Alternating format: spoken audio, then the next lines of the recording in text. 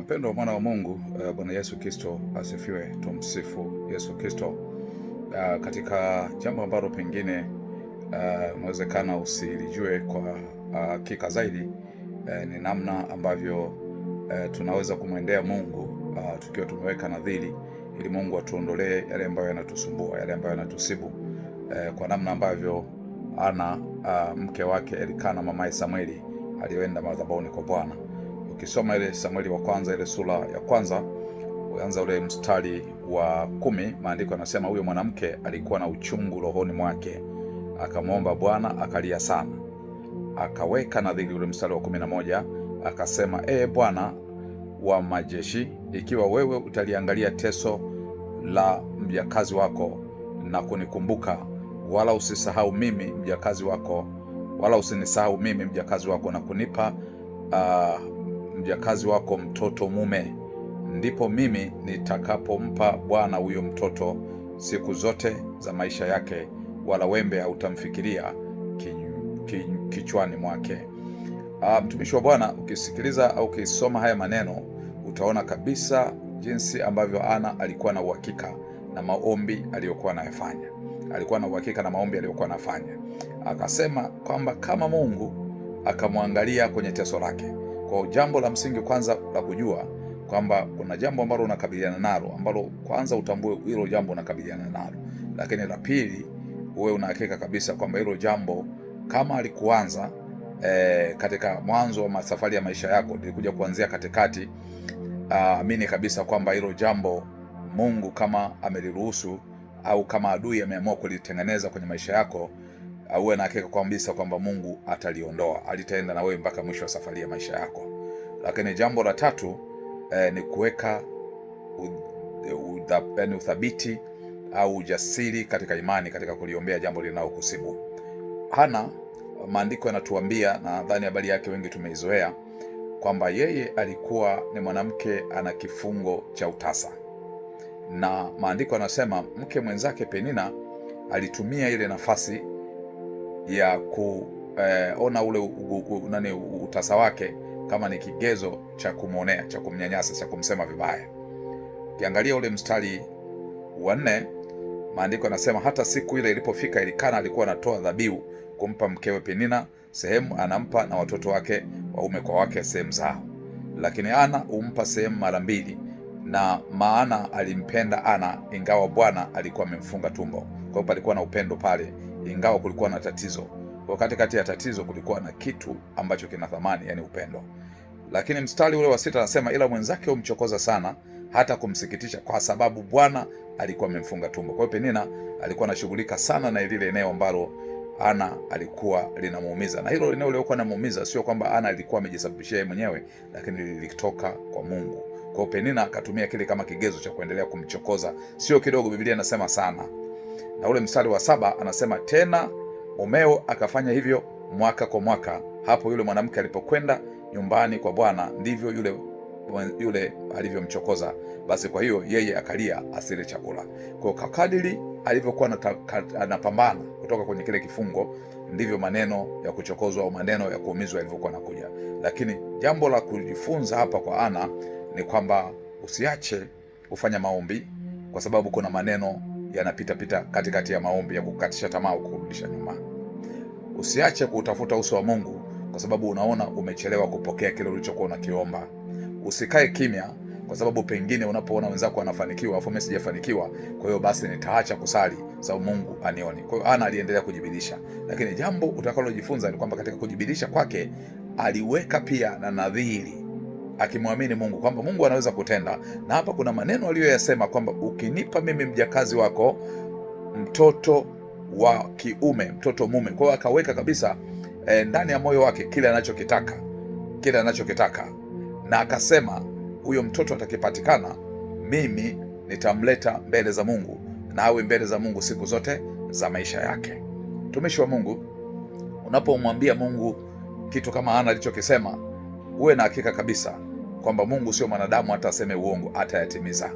Na siku zile Ana alipokuwa anasali sana kule Shilo, na ndipo Eli akamuuliza kama Ana alikuwa amelewa. Huzuni yake ilipokuwa kubwa sana, alipoamua kubadilisha njia zake, akaacha kuangalia maneno, akaacha kuangalia masimango ya mke mwenzake, akaanza kumwangalia Mungu, akaingia kwenye maombi ya mzigo, Mungu akamkumbuka. Na maandiko yanatuambia katika ule mstari wa 19, wakaondoka asubuhi yeye na mume wake kutoka kule Shilo, na kabla ya hapo Eli alikuwa amemtamkia akamwambia, enenda kwa amani. Ule mstari wa 17, na Mungu wa Israeli akujalie haja ya moyo wako kama ulivyoomba. Alafu akaliamini lile neno, akalipokea. Unajua mtumishi wa Mungu anaweza kukutamkia neno la baraka, neno la uponyaji, neno la kufunguliwa, lipokee kama lilivyo, usianze kuuliza maswali. Kwa hiyo naye akatembea katika lile neno, na Biblia inasema wakaenda nyumbani yeye na mume wake, alafu Elikana akamjua mkewe Ana, na Bwana akamkumbuka. Bwana akamkumbuka. Ule mstari wa 20 anasema, ikawa wakati walipowadia, Ana akachukua mimba na kumzaa mwanaume mtoto, ambaye akamwita jina lake Samueli, akisema, huyu mtoto nalimuomba kwa Bwana, nalimuomba kwa Bwana. Kwa hiyo hakusahau kile ambacho Mungu alimtendea. Lakini jambo utakalojifunza ni sasa, baada ya kupokea kile kitu kile ulichokiomba, ni kwenda kuondoa nadhiri. Somo hili ambalo tulisha tafakari wakati mwingine. Ana akarudi tena madhabahu ile ile aliyomwomba mtoto, na alipofika akasema maneno haya alipokuwa ameangalia madhabahu, mimi ni yule mwanamke ambaye nilikuja hapa. Alikwenda pale na sadaka, akasema, Bwana, kama ishivyo roho yako, mimi ndiye yule mwanamke aliyesimama karibu nawe hapa nikimwomba Bwana, na niliomba nilipewe mtoto huyu, na Bwana akanipa dua yangu kama nilivyoomba. Kwa sababu hiyo mimi nami ninampa mtoto huyu Mungu. Kwa nini? Alitoa kwa Mungu na akarejesha kwa Mungu. Mtumishi wa Mungu, jifunze maombi haya ya Ana, yatakusaidia. Unachotamani Mungu afanye, basi kiweke mbele za Mungu kwa imani. Naamini kabisa kwamba Mungu atatenda. Inawezekana uoni dalili zozote kwamba Mungu anatenda, sio kwa maana hiyo ya kibinadamu kwamba Mungu afanye jambo lolote kwenye ulimwengu usioonekana. Kwenye ulimwengu usioonekana kuna jambo kubwa Mungu analifanya, na ataenda kukufungua kwenye hicho kifungo chako, atakuponya magonjwa yako, lakini atakuokoa uhai wako na kaburi, atakulegeza katika kila jambo ambalo pengine limekuzuia kwenda mbele. Lakini pia Mungu anasema atatubariki kwa baraka za rohoni. Na katika mambo haya yote, endelea kumtumaini Mungu, endelea kumwamini Mungu, weka nadhiri, mwambie Bwana, ukiniponya jambo fulani nitafanya, ukinifungua jambo fulani nitafanya, ukinibariki nitafanya. Na kumbuka kuiondoa nadhiri uliyoweka kwa Mungu, sababu Mungu ataitaka. Anasema hiyo itakuwa ni dhambi na ni kifungo kwenye maisha yako. Na utakapoiondoa hiyo nadhiri, Mungu atakuzidisha kwa kadiri ya uweza na nguvu zake. Angalia Elikana, baada ya kuondolewa kwa ile nadhiri, Mungu alimuinua kwa mambo mengi, akawapa watoto tofauti na vile ambavyo walikuwa wanatarajia. Ukiangalia ile sura ya pili Samueli hii wa kwanza, utaona kuna maneno ambayo yako katika ile sura ya pili. Meandiko anasema kwenye ule mstari wa 21, naye Bwana akamwangalia Ana, naye akachukua mimba, akazaa watoto wa kiume 3 na wa kike 2, naye huyo mtoto Samueli akakulia mbele za Bwana. Kumbe kile kifungo baada ya kukimalizia, yani baada ya kuvumilia na kushinda katika ile jaribu, Mungu akampa neema kubwa sana Ana. Jaribu lako mtumishi wa Mungu pengine ni ngazi ya kukupeleka mahali kwenye neema na baraka kubwa. Jaribu lako, pito lako, maumivu yako, kuna kitu Mungu anatafuta chenye utukufu kupitia hayo maumivu. Wakati mwingine maadui zetu wanatumia maumivu yetu, mateso yetu, wakidhani kwamba Mungu hayuko pamoja na sisi. Kwa Mungu anaweza kufanya wakati mwingine adui aone kama Mungu amekuacha, lakini adui asijue kwamba Mungu atakapoenda kusimama kwa uthabiti kukutetea, yeye adui atasimama mahali na kushangaa kwa mshangao mkubwa kwa kile Mungu atakachokutendea. Ninakuombea mambo makubwa yatokee kwako kwa jina la Yesu. Mungu akuinue, akubariki katika jina la Yesu. Mungu akuponye kama kuna magonjwa yanakusumbua katika jina la Yesu, lakini Mungu akutakabali, azikumbuke dhabihu zako na sadaka zako, kama anavyosema kwenye ile Zaburi ya 20 ule mstari wa 1 mpaka ule mstari wa 4. Siku ya leo iwe ni siku ya amani kwako, na Mungu awe pamoja na wewe, awe pamoja na familia yako. Tuombe.